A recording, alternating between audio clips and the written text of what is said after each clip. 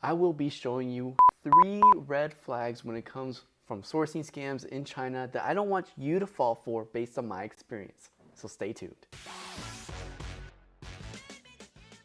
So the first one, and probably the most common one, is let's take this transaction outside the platform. I can give you an exclusive discount. It's only a one-time offer, but if we take it outside the platform, you'll get the best deal possible. What I mean by outside the platform is that instead of paying on Taobao 1688 or Pinduoduo, they want you to pay them directly on Alipay or WeChat. And they frequently say, hey, especially if you buy in bulk, if you pay me directly on Alipay or WeChat, I will give you a cheaper price per product. If you do this, there is no way to protect yourself if you decide to take it outside the official platform. Most, if not all, the platforms have methods to get returns and protect yourself in the event that there is any fraud or any scams happening. I actually have many tutorials about how to deal with these issues on most Chinese platforms. So if you're confused, you can look at the videos later on to see how you can protect yourself, get refunds, and make sure your money is safe. You want to take advantage of these processes to handle these returns or fraudulent cases to protect yourself. Usually you have to file a claim within 7 days, but after that, it's a pretty smooth process if it's legit a scam and you can prove it with photos, videos, etc. Just be warned, once you send the money through WeChat or Alipay, the money is gone forever. And there are no channels to get the money back. I'm speaking from personal experience. There are no channels to get your money back. If it's a small amount, like less than 100,000 RMB, you can file a police report here and they'll do an investigation accordingly, but that does not mean you'll get your money back. You may have just been scammed. People get scammed every day. So the only way you can actually get your money back is if you file a police report and they actually catch the culprit, but if they don't, you're out of luck. And I'm speaking from personal experience.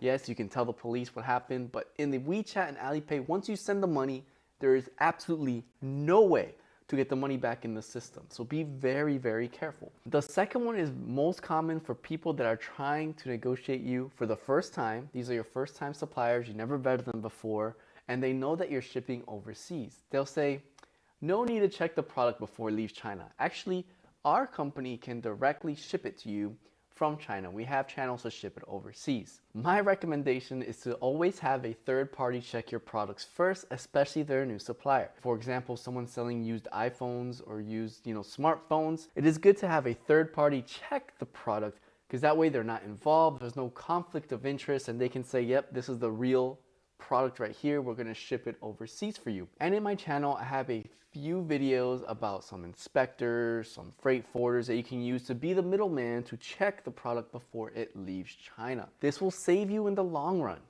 Yes, spend that extra 5 to 10% that you have to pay doing the inspection. Because having a third party look at the product that is not directly involved in the transaction may save you tons of money in the future and avoid scams. Be like this person that actually used a third party, negotiated a decent price with a supplier, and at the warehouse inside of China, they inspected the bag and it was empty. Yes, it was a scam, but they were able to protect themselves because they filmed it, they had proof, they filed the claim, and they got their money back. So be like that person. Use a third party to check your products, especially if they're high value items. Too many times people trust the suppliers and they ship it directly outside of China. Once it reaches their doorstep, oh, the goods are fake, or they don't work, or they're in a different language, or it's just not what it was advertised to be. And finally, the third one, which may not be so common to some of you, but it happens a lot actually, is don't pay on the platform directly. Just pay the courier when the product arrives at their warehouse. So there are many shipping companies in China, like there's Dabeng, Shengfeng, there's EMS, all these companies, and they do offer the service where they can ship you the goods, and then when you receive the goods physically, then you can pay. Well, it turns out that in some of these cases, the supplier and the courier are in this scam together. So what they do is, yeah, you place the order on an official platform like 168 or Taobao, but then they issue you a refund in the event that you agree to accept the goods and pay for the goods when the courier delivers them to you inside of China. Well, Let's run through this scenario. Let's say you work through a freight forwarder and they don't really know what products you're selling. They're not so familiar with your market because you're just testing them out and using them for the first time. Well, when the courier ships the goods to the freight forwarder doesn't know what they're looking at. So they're just gonna look for a package and say, yep, I received the package, here's your payment, you're good to go. But the scam is that sometimes those couriers are not official couriers. Like they're pretend couriers that dress up like couriers and they don't really identify themselves well. They just take it with a grain of salt and say, oh, you're in the right uniform, so you must be the right person. Well, once you give them the money for the product, whether it's a fake product or replacement and it wasn't inspected properly,